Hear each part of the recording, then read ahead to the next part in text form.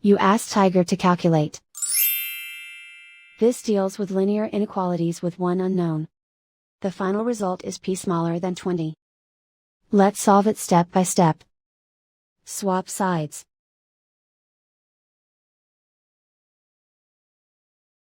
Group all constants on the right side of the inequality.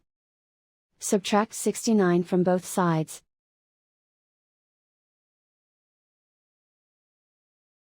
Group like terms.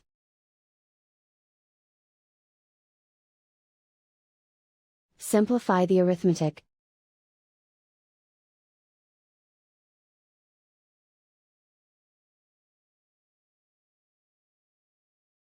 Convert the p into a positive number. Multiply both sides by -1. Whenever you multiply or divide by a negative, reverse the inequality sign.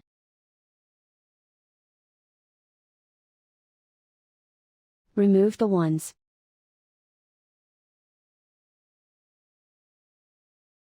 Simplify the arithmetic.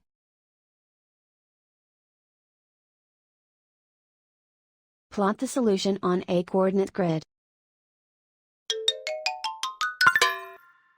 And so the final result is p smaller than 20.